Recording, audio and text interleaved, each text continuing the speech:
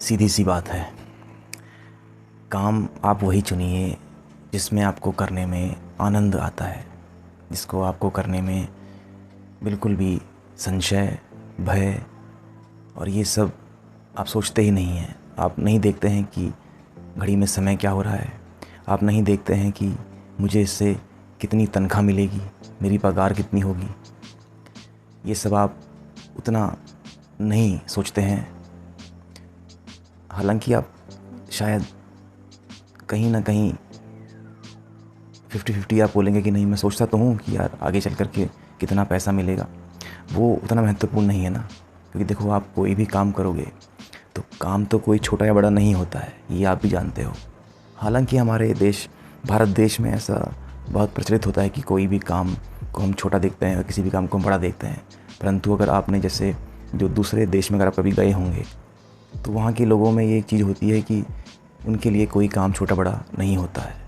वो बल्कि कई कई काम तो वो पार्ट टाइम जॉब भी कर लेते हैं कि ठीक है, वो एक साथ पढ़ाई भी कर रहे हैं और दूसरा तीसरा काम भी कर रहे हैं। परंतु हमारे भारत में ऐसा नहीं देखा हमने।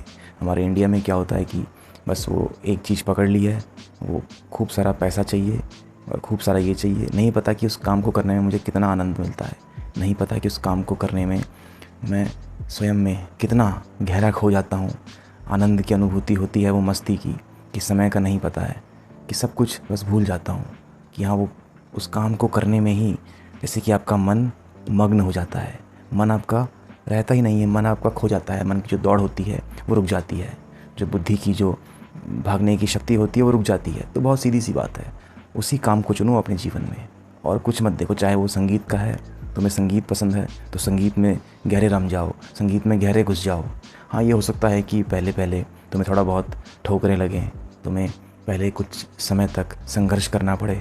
थोड़ा जो तुम्हारे जीवन में सुख है, जो तुम्हारा समृद्धि है, जिसको तुम कंफर्ट भी कहते हो, शायद थोड़ा बहुत तुम्हें उससे नोक झोंक करनी पड़े, थोड़ा बहुत उससे तुम्हें सुलझाव करना पड़े, जिसे हम कहते हैं कॉम्प्रोमाइज़ करना पड़े।